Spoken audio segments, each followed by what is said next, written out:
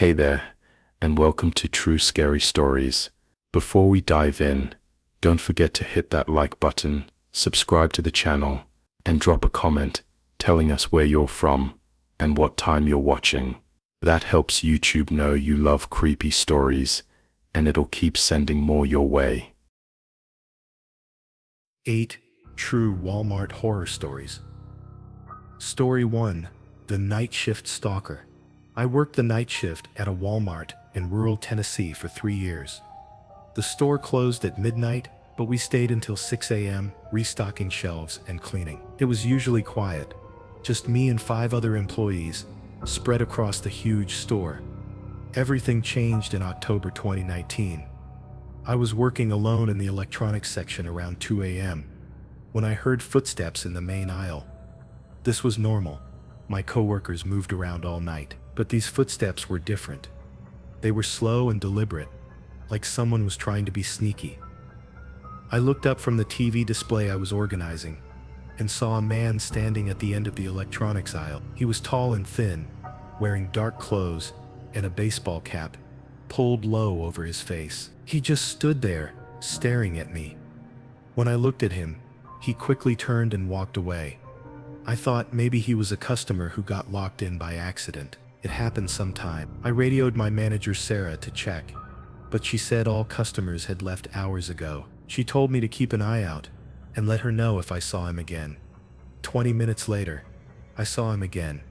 This time, he was in the toy section, which was right next to electronics. He was pretending to look at the shelves, but I could tell he was watching me. Every time I moved, he moved. When I went to the storage room to get more inventory, he disappeared. This went on for 2 weeks.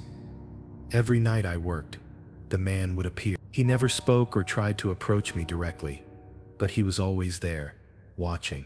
I started to dread coming to work. Sarah reviewed the security cameras, but they never showed anyone who shouldn't be there. The footage would show empty aisles where I swore I had seen him stand. The other employees thought I was imagining things or getting paranoid from working too many night shifts. But I knew what I saw. The man was real, and he was getting bolder. He started following me closer, sometimes standing just one aisle over. I could hear him breathing when the store was really quiet. One night, in November, I was working in the grocery section.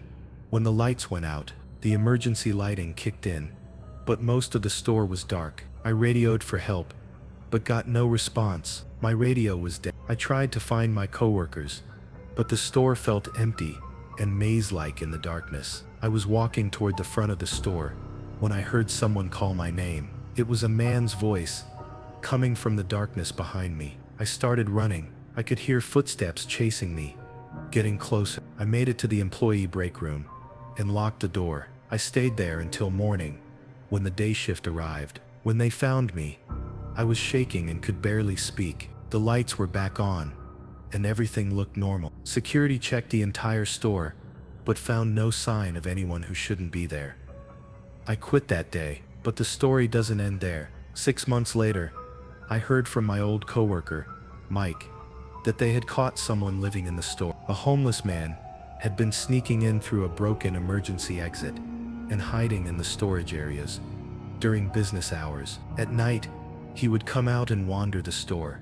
The man matched my description perfectly. When they caught him, he had a notebook filled with detailed observations about the night shift employees. He had been watching all of us for months, learning our routines and schedule. My page in the notebook was covered with my schedule, my habits, and even sketches of what I looked like from behind. The police found his makeshift living space in a forgotten storage room behind the pharmacy. He had been there for almost a year, coming and going through the broken exit. The security cameras couldn't see that area, which explained why he never showed up on footage. They arrested him, but I never felt safe in any Walmart after that. The idea that someone could live in the store for months without being detected still gives me nightmare. I wonder how many other stores have people hiding in places no one thinks to look. Story 2. The Doll Aisle Incident. My family moved to a small town in Iowa in 2018, and the local Walmart was one of the few places to shop for everything we needed. My daughter Emma was 8 years old, and loved to look at the toys while I did our weekly grocery shopping. The toy section was at the back of the store, past the clothing and electronics. Emma always ran straight to the doll aisle while I got a cart and started shopping. She knew to stay in the toy area and meet me there when I was done with groceries. For the first few months, this routine worked perfectly. Emma would play with the display dolls and look at all the different toys while I shopped. But in December, something strange started happening. Emma began asking me about a doll that wasn't there. She would describe this old-fashioned porcelain doll with curly brown hair and a blue dress. According to Emma, the doll would talk to her and tell her stories about living in the store. I assumed she was just using her imagination, which was normal for a kid her age. But then Emma started knowing things she shouldn't know. She would tell me which employees were working that day before we even got to the store. She knew when certain items were going on sale before the sales started. She even knew personal details about other customers, like the fact that the elderly man who always shopped on Tuesdays had lost his wife recently. When I asked how she knew these things, she always said the doll told her. I started staying closer to the toy section to see what was really going on. But every time I watched Emma, she just seemed to be playing by herself with the regular dolls on the shelves. The breaking point came right before Christmas. We were doing our holiday shopping when Emma ran to the toy section as usual. I was picking out a turkey in the meat department when I heard screaming coming from the back of the store. I ran toward the sound and found Emma in the doll aisle, crying hysterically. She was backing away from one of the shelves, pointing and screaming, "She's angry. She's really angry." Several other customers had gathered around, trying to calm her down. I picked up Emma and tried to get her to tell me what happened, but she was too upset to talk clearly. She kept saying the doll was mad because we were leaving her alone for Christmas. Between sobs, Emma kept looking back at the shelf and whispering "I'm sorry" over and over. When we got home, Emma finally told me the whole story. She said the porcelain doll lived on the bottom shelf, behind the other toys. The doll had been alone in the store for a very long time and was lonely. She would tell Emma about all the people who came and went, which is how Emma knew things about the employees and customers. The doll had asked Emma to take her home for Christmas, but Emma knew I wouldn't buy her an old doll that wasn't even for sale. When Emma told the doll she couldn't come home with us, the doll became furious. She started screaming and threw herself off the shelf. I didn't believe Emma's story, but I was worried about her mental state. The next day, I called the store to ask about the incident. The manager told me something that made my blood run cold. A customer had complained the day before about a broken doll in the toy section. An old porcelain doll had somehow fallen off the shelf and shattered on the floor. But here's the thing, Walmart doesn't sell porcelain dolls. They only carry modern plastic toys. The manager had no idea where the old doll came from or how long it had been in the store. When they reviewed the security footage, the cameras showed the doll falling off the shelf by itself, with no one nearby to push it. I decided to do some research about the store's history. I learned that the Walmart was built on the site of an old toy store that had closed in the original store was family-owned and specialized in handmade and antique toys, including a large collection of porcelain dolls. When the toy store closed, most of the inventory was sold or donated, but some items were left behind and forgotten when the building was demolished. It's possible that the old doll had somehow survived and ended up mixed in with the new merchandise when Walmart was built. We stopped shopping at that Walmart after the incident. Emma never wanted to go back, and honestly, neither did I. But I sometimes wonder if there are other remnants from the old toy store still hiding in the aisles, waiting for the right person to find them. Story 3. The Parking Lot Encounter. I was a college student working part-time as a cart pusher at a Walmart in Phoenix, Arizona. It was a busy store that stayed open 24 hours, and my shift usually ran from 6 p.m. The job wasn't glamorous, but it paid well enough and kept me in shape from all the walking and pushing heavy carts.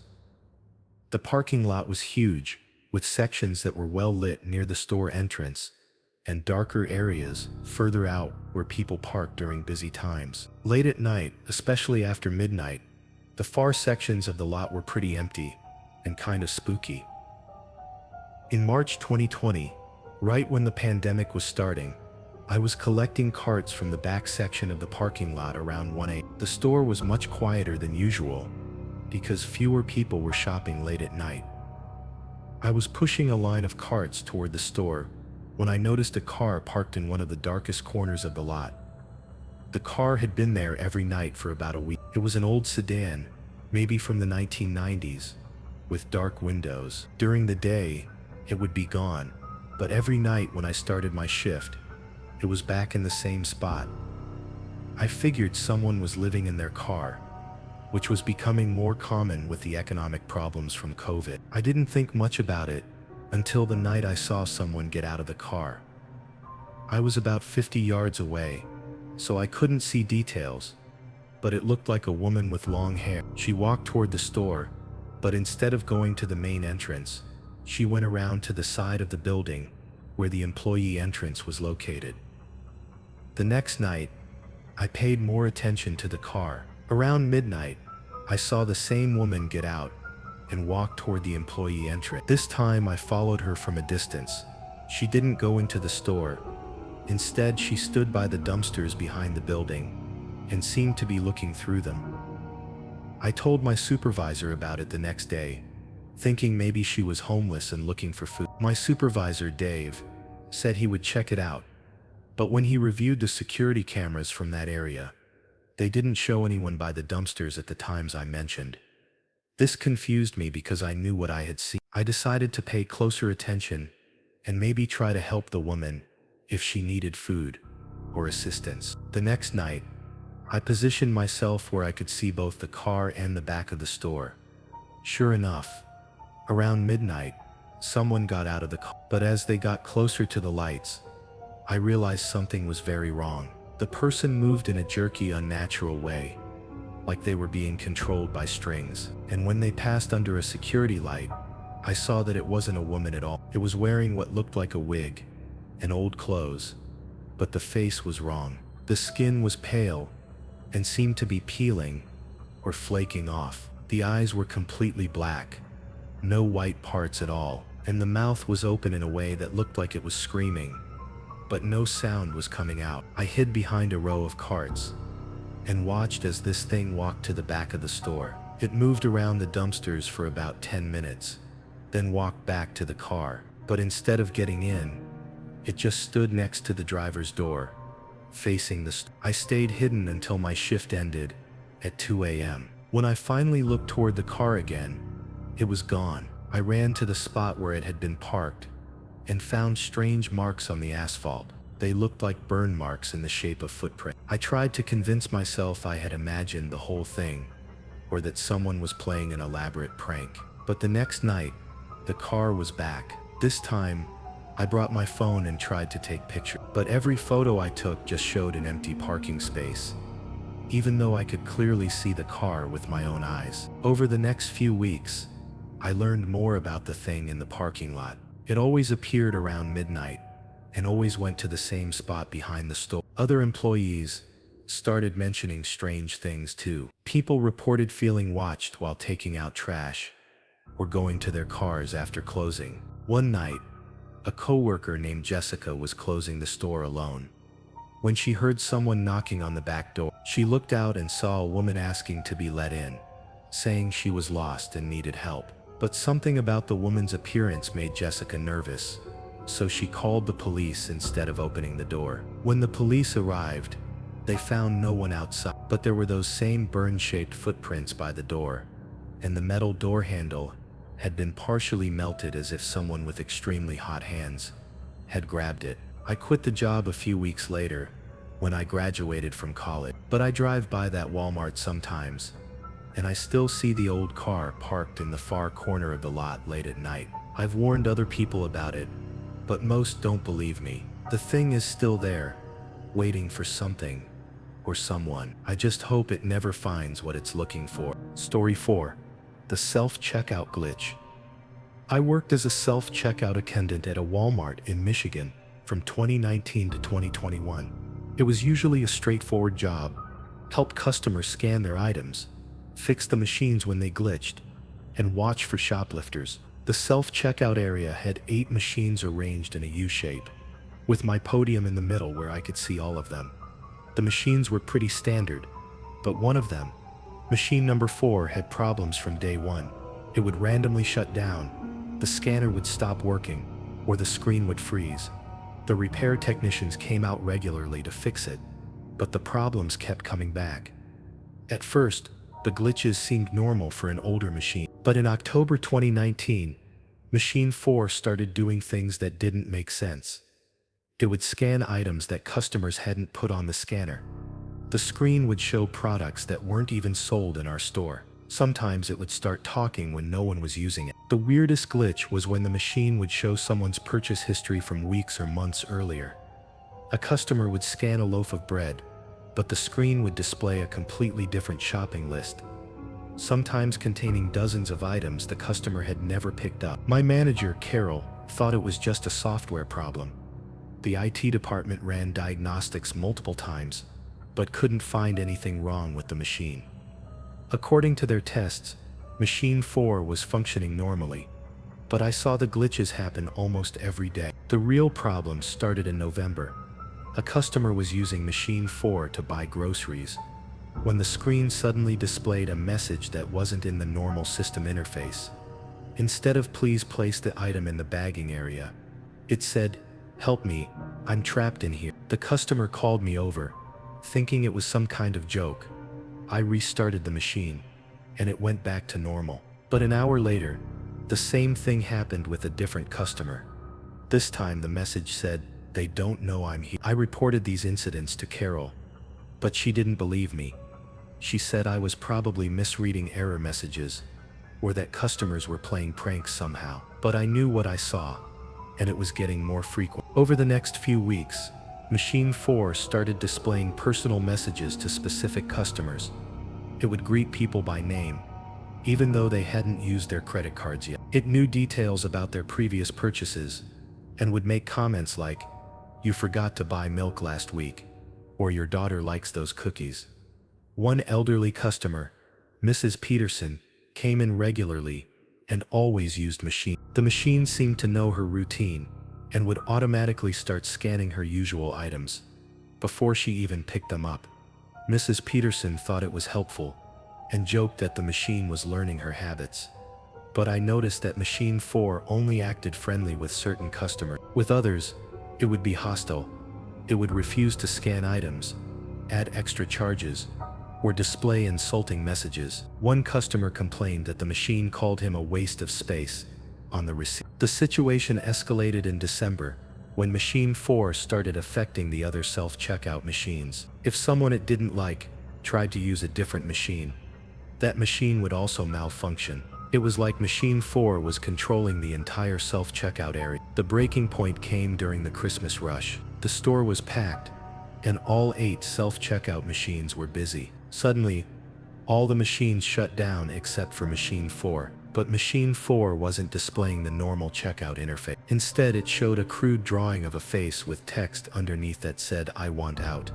The drawing was animated, blinking and moving its mouth. Customers started gathering around, some taking pictures with their phone. I called Carol immediately, but by the time she arrived, all the machines were back to normal.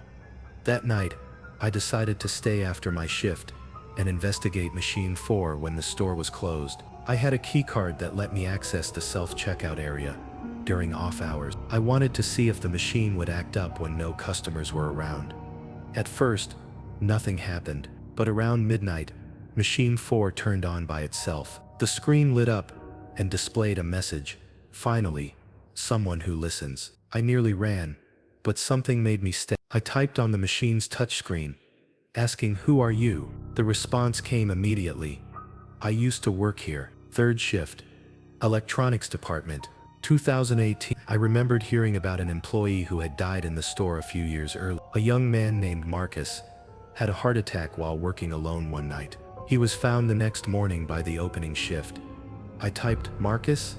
and the machine responded, "Yes. I've been trying to get someone's attention. I'm stuck in the system." According to Marcus, when he died, his consciousness somehow got trapped in the store's computer network. He had been trying to communicate through the self-checkout machines, but most people just thought it was technical problem. I spent the rest of the night talking with Marcus through machine 4. He told me he could see everything that happened in the store through the security cameras and registers. He knew all the employees and regular customers. He had been lonely and frustrated, which explained why he sometimes acted hostile toward people who ignored the machine's problems. I promised Marcus I would help him find a way to move on, but I wasn't sure how. The next morning, I told Carol everything. She thought I was having a breakdown from stress and suggested I take some time off. I never found a solution for Marcus. A few weeks later, the store replaced all the self-checkout machines with newer models. Machine 4 was taken away with the other. I hoped this meant Marcus was finally free,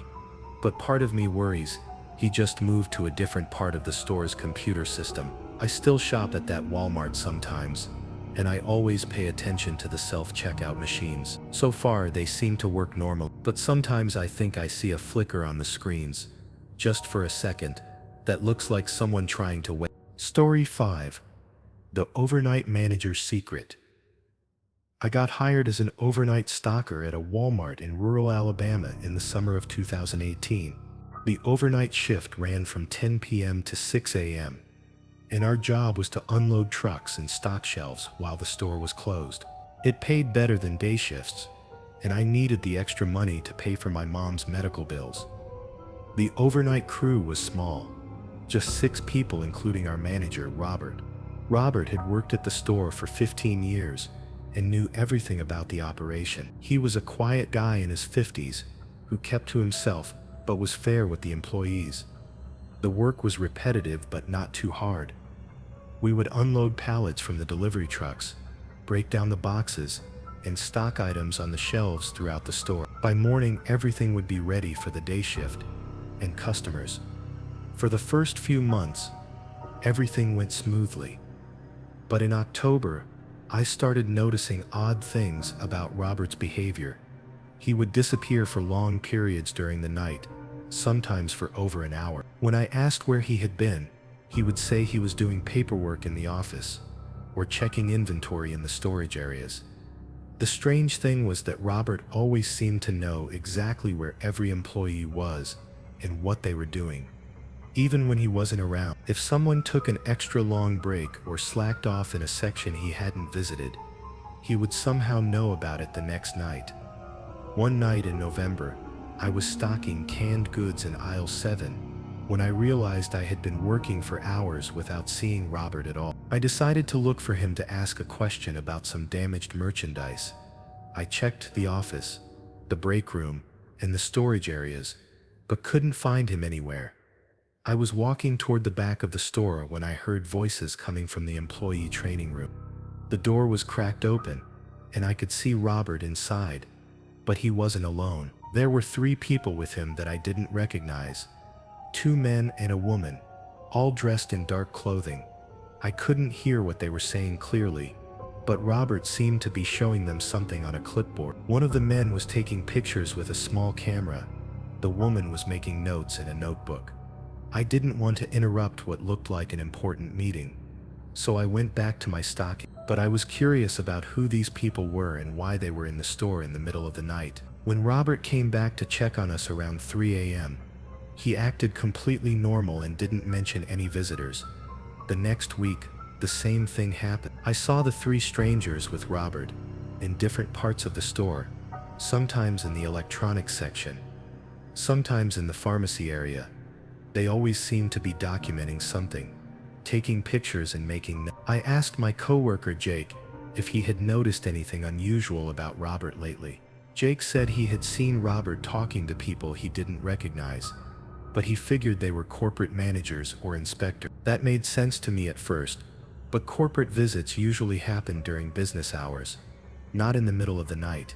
My suspicions grew when I noticed that certain high-value items were disappearing from the store. Electronics like tablets and gaming consoles would be there one night and gone the next, but there was no record of them being sold or moved. The inventory system showed they were still in stock, but the physical items were missing. I started paying closer attention to Robert and his mysterious visitors. I noticed they always focused on expensive items and seemed to know exactly where everything was located. They had keys or access cards that let them into locked cases and storage areas. One night in December, I decided to follow them. Robert and the three strangers were in the electronics section, and I watched from the next aisle over. I saw them loading gaming consoles and tablets into a cart, but instead of taking the items to the office or a storage area, they wheeled the cart toward the back of the store. I followed at a distance and saw them take the cart out through the employee emergency exit. There was a van parked outside with its back doors open. They loaded the electronics into the van, and then Robert handed one of the men what looked like cash. I realized I was witnessing a theft ring, and Robert was the inside. He was using his manager access to let thieves into the store at night and helping them steal merchandise. The stolen items probably got sold online or at flea markets, and Robert got a cut of the profits. I was torn about what to do. Robert had been decent to me, and I needed the job, but I knew what he was doing was wrong and could hurt the other employees if the store started losing money from theft.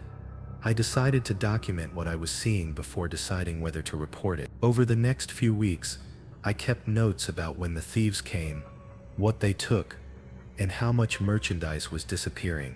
I estimated they were stealing thousands of dollars worth of items every week. The operation was sophisticated. Robert would disable certain security cameras in advance, and the thieves knew exactly which items to target for maximum value and minimum risk. They never took so much at once that it would be immediately noticed, but over time the losses were substantial. In January 2019, I finally decided I had to report what I knew. I called the Walmart Corporate Loss Prevention Hotline and provided all my documentation. Within a week, investigators came to the store and set up hidden cameras to monitor the overnight shift. Robert was arrested 2 weeks later when investigators caught him and the thieves in the act. It turned out the operation had been going on for over 2 years. Robert had stolen more than $200,000 worth of merchandise and was facing felony charges. The other overnight employees were investigated too, but investigators concluded that none of us knew what was happening. Robert had been very careful to keep his crimes separate from our normal work duties. I felt bad about turning in Robert, but I knew it was the right thing to do. The store got a new overnight manager, and security was increased significantly. I kept working there for another year before finding a better job, but I never forgot how easy it had been for one person in a position of trust to steal so much without being caught. The experience taught me that you never really know what people are capable of, even when they seem trustworthy and normal. Robert had seemed like a good manager and a decent person, but he was running a major theft operation right under everyone's nose. Story 6. The Mirror in the Dressing Room. My name is Lisa, and I worked at a Walmart in Oregon from 2017 to 2020. I was a sales associate in the clothing department, which meant I helped customers find sizes, organized the racks, and kept the dressing rooms clean and functional. The clothing department had 6 dressing rooms arranged along one wall, with a small hallway leading to them. Each room had a mirror, a bench, and hooks for hanging clothes. They were pretty standard, nothing fancy, but they served their purpose. In the summer of 2019, we renovated the clothing department and got new dressing rooms with better lighting and larger mirrors. The old mirrors were supposed to be thrown away, but somehow one of them ended up being installed in dressing room number 3 instead of a new one. I didn't notice the mistake at first because all the mirrors looked similar, but customers started complaining about dressing room 3 within a few days of the renovation. They said the mirror made them look strange or distorted, like a funhouse mirror that stretched their appearance. I checked the mirror myself, and it looked fine to me. It seemed like a normal mirror, maybe a little older than the others, but nothing obviously wrong with it. I figured customers were just adjusting to the new lighting, or being picky. But the complaints kept coming. People said the mirror showed them at different angles than where they were standing, or that their reflection seemed to move independently. Some customers refused to use dressing room 3 at all, saying it made them feel uncomfortable. One teenage girl came out of dressing room 3 crying and wouldn't tell her mother what had upset her. She just kept saying she wanted to leave the store immediately. Her mother complained to my manager, but what could we say? It was just a mirror. Things escalated when customers started reporting that the mirror showed them wearing different clothes than what they had brought into the dressing room. A woman trying on a blue dress said her reflection showed her wearing a red dress she had never seen before. A man trying on jeans said his reflection was wearing a suit. I thought these reports were just people getting confused or trying to get attention. But then I experienced something strange myself. I was cleaning dressing room 3 at the end of my shift when I glanced in the mirror and saw someone standing behind me. I turned around quickly, but no one was there. When I looked back at the mirror, my reflection was alone. I convinced myself it was just fatigue from a long day, but it bothered me enough that I mentioned it to my coworker Sandra. Sandra told me she had also seen things in the mirror that weren't really there. She said sometimes when she was organizing clothes near dressing room 3, she would see people in the mirror walking through the clothing department, but when she looked up from her work, those people weren't actually there. We decided to pay closer attention to dressing room 3 and the complaints we were getting. Over the next few weeks, we documented everything customers told us about the mirror. The reports were getting more detailed and more disturbed. Customers said the mirror sometimes showed them as children or as elderly versions of themselves. Some people saw themselves injured or sick in the reflection. A few customers claimed the mirror showed them dead, lying on the dressing room floor. One woman said the mirror showed her a conversation with her deceased father, who appeared to be standing next to her reflection and talking, even though she couldn't hear any sound. She stood in the dressing room for 20 minutes, having a silent conversation with his image. The breaking point came when a customer named Mrs. Williams had what could only be described as a breakdown in dressing room 3. She went in to try on a sweater and didn't come out for over an hour. When I finally knocked on the door to check on her, she was sitting on the bench, staring at the mirror and crying.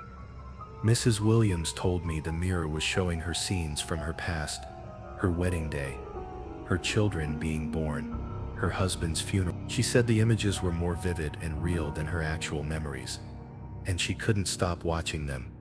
After that incident, I talked to my manager about replacing the mirror in dressing room. She agreed it was causing too many problems and called maintenance to install one of the new mirrors that should have been put in original. When the maintenance worker removed the old mirror, he found something strange written on the back of it in faded marker, property of Shady Oaks Nursing Home, room. I did some research and learned that Shady Oaks was a nursing home that had closed in the early 2000s after several scandals involving patient neglect and abuse. Room 2037 had been the room where several patients had died under suspicious circumstances. The mirror had apparently been sold at an estate sale when the nursing home closed, along with other furniture and fixtures. It had passed through several owners before ending up in our store's renovation project. After we replaced the mirror, the strange reports stopped completely. Customers stopped complaining about dressing room 3, and it became just another normal fitting room. But I still wonder about all the things that mirror had witnessed over the years.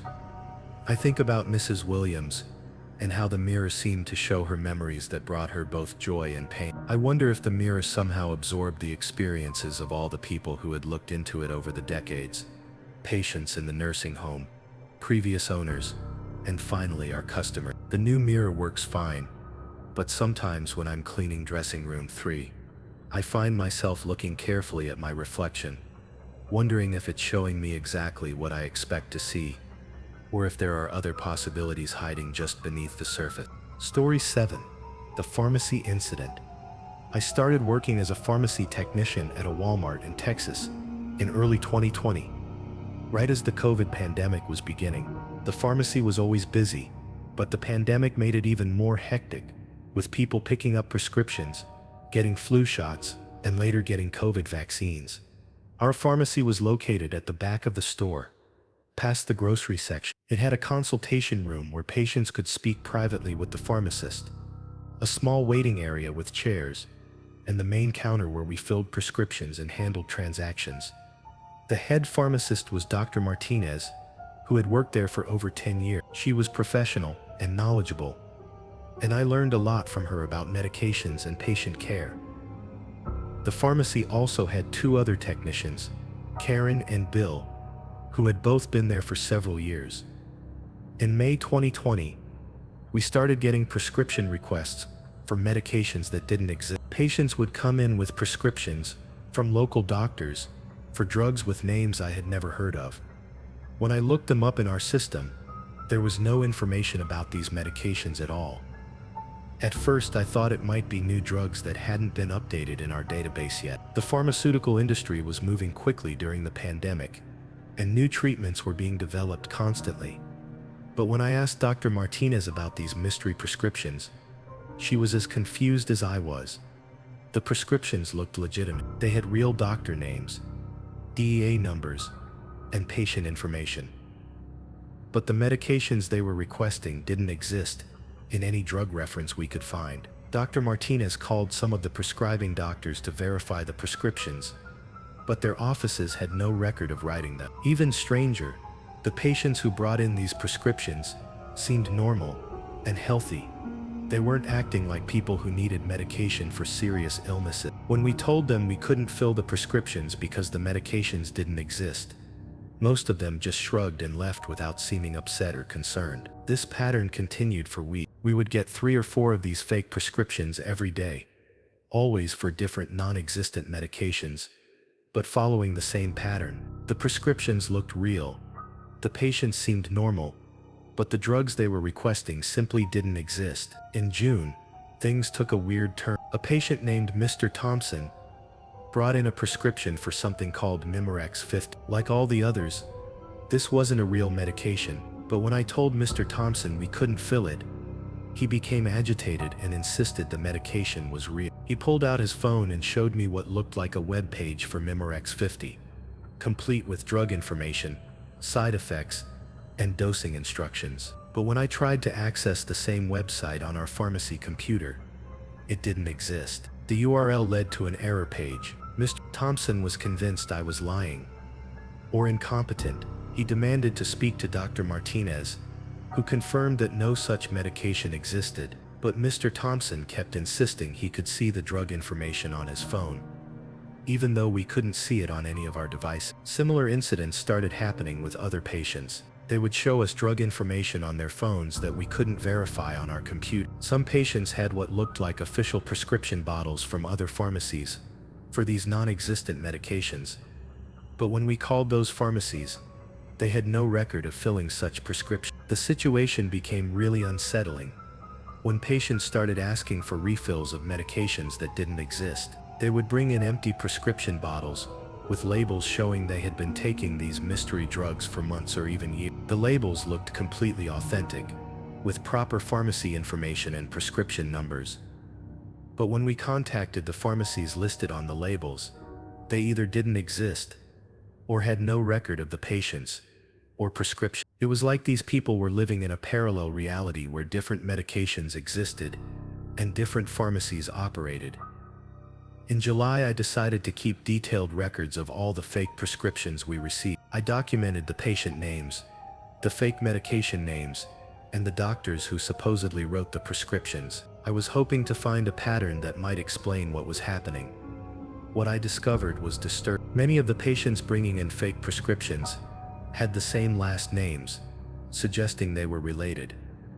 The fake medications all seemed to be for mental health conditions, things like depression, anxiety, memory problems, and sleep disorder. Most concerning was that several of the prescribing doctors had died years ago. I found obituaries online for doctors whose names were on recent prescriptions. Some had died as far back as 2015, but we were getting prescriptions with their names dated just weeks. I brought my findings to Dr. Martinez, and she decided to contact the state pharmacy board. A representative came out to review our documentation and interview the staff. She told us this was part of a larger investigation into prescription fraud, but the details were confidential. The investigation revealed something much stranger than simple fraud. The patients weren't trying to get real drugs illegally.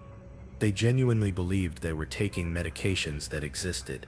Many of them had been prescribed these fake drugs by a clinic that had closed 5 years. The clinic had been shut down after it was discovered that the psychiatrist running it had been conducting unauthorized psychological experiments on his patients. He had convinced them they were taking real medications while actually giving them placebos and studying their response. Even after the clinic closed and the doctor lost his license, many of his former patients continued to believe they were taking the fake medications. They would create their own prescription bottles, find websites that confirmed the drugs existed, and seek refills from legitimate pharmacies. The really disturbing part was that some of these patients seemed to be experiencing real medical benefits from medications that didn't exist. They reported improvements in their mental health conditions and showed genuine withdrawal symptoms when they couldn't get refills. The state investigation concluded that the patients had been so thoroughly conditioned to believe in these fake medications that their minds were creating real physical effects. It was like a mass placebo effect involving dozens of people across multiple years. After the investigation, we were instructed to handle these cases with special sensitivity.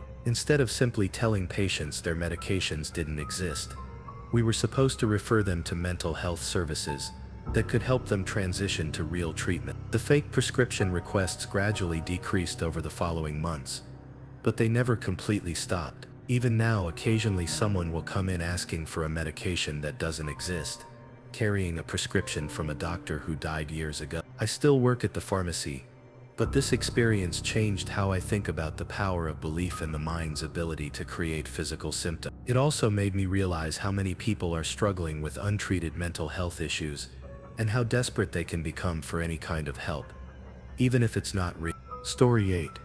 The Loading Dock Mystery. I worked in the receiving department at a Walmart in Nevada from 2018 to 2021. My job was to unload delivery trucks, scan incoming merchandise, and organize products before they went to the sales floor. I usually worked the early morning shift, starting at 4 a.m. when the store was still closed to customers. The loading dock was at the back of the store, separated from the main building by heavy plastic curtains and double doors. It was a large concrete area with 4 truck bays where semi-trailers would back up to deliver merchandise. The work was physical but straightforward.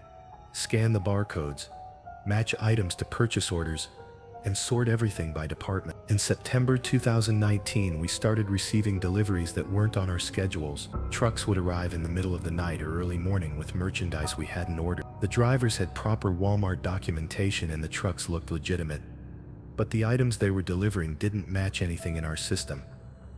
At first, my supervisor Mike thought it was just a computer glitch or mix-up in the distribution center. Sometimes trucks got sent to the wrong stores, especially during busy seasons. He told us to accept the deliveries and he would sort out the paperwork later with corporate. But these mystery deliveries kept coming, sometimes 2 or 3 times a week. The merchandise was strange too.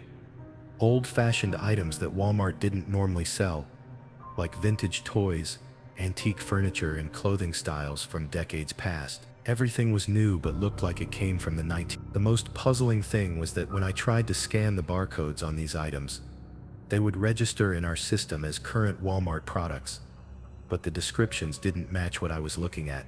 A vintage radio would scan as a modern Bluetooth speaker. An old-style dress would show up as contemporary athletic wear. Mike contacted the distribution center multiple times to ask about these shipments, but they had no record of sending them. According to corporate, these trucks didn't exist, and these deliveries weren't happening. But I was unloading them with my own hands every few days. The drivers who delivered these mystery shipments were as strange as the merchant. They were always older men, usually wearing uniforms that looked like Walmart employee shirts but with patches and logos that were slightly different from our current ones. They spoke very little and seemed to know their way around our loading dock better than some of our regular drivers. In October, I decided to pay more attention to these mystery deliveries. I started taking pictures of the items and keeping notes about when the trucks arrived. I also tried to talk to the drivers to learn more about where the merchandise was coming from. One driver, who looked to be in his 70s, told me he had been delivering to this store for over 30 years, but our store had only been built in 2000. When I pointed this out,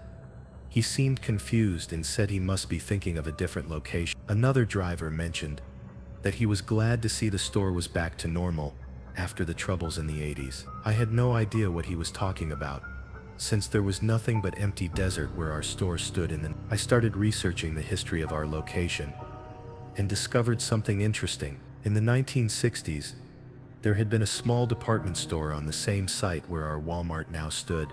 It was called Morrison's Five and Dime, and it had burned down in 1987 under suspicious circumstance. The old store had sold exactly the kinds of items we were receiving in our mystery deliveries: vintage clothing, household goods, and toys. The merchandise we were getting looked like it could have been Morrison's inventory from the night. I found old newspaper articles about Morrison's closure. Apparently, there had been inventory missing when the store burned down.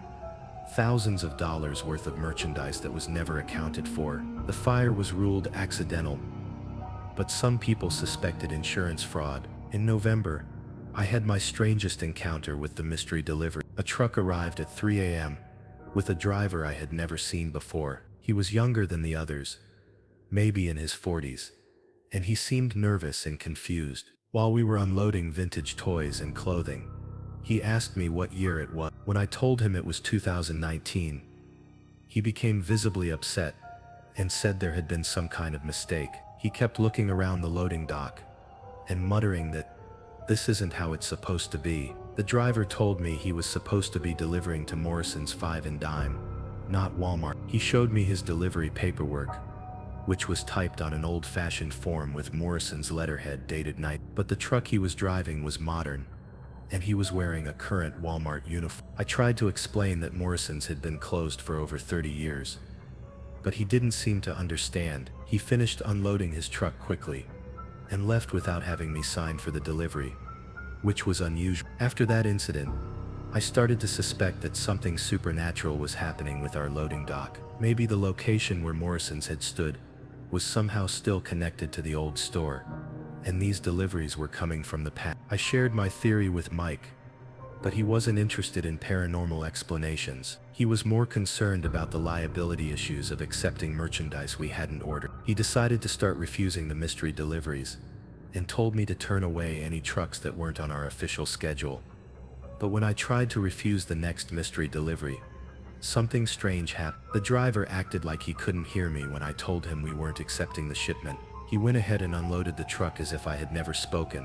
When I physically tried to stop him from bringing boxes into the loading dock, my hands seemed to pass right through them. I watched him unload an entire truck full of vintage merchandise that I couldn't touch or interfere with. When he was finished, he drove away, but all the boxes remained on our loading dock. By the time my coworkers arrived for the day shift, the mystery merchandise was mixed in with our regular deliveries, as if it had always been there. This convinced me that we were dealing with something beyond normal explanation. The mystery deliveries weren't just unusual shipments.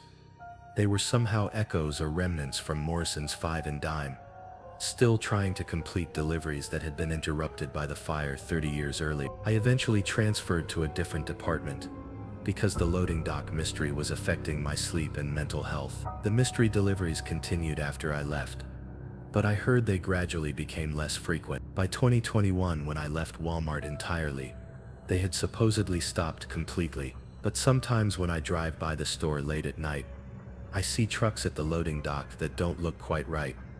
Older models with paint schemes I don't recognize. I wonder if Morrison's Five and Dime is still trying to make its final deliveries, decades after the store burned down. The vintage merchandise from the mystery deliveries was eventually sold in our store alongside regular Walmart products. Customers seemed to like the unusual items, even though they were completely different from our normal inventory. Some people said the vintage toys and clothing reminded them of things they had owned as children, even when those items were older than the customers themselves. I kept one item from the mystery deliveries as a reminder of the experience: a small toy robot that scanned into our system as a modern electronic game, but was clearly a wind-up toy from the... Sometimes late at night I can hear it moving around in the drawer where I keep it, even though I never wind it up. It's like it remembers being part of Morrison's inventory, and is still trying to find its way back to a store that no longer exists.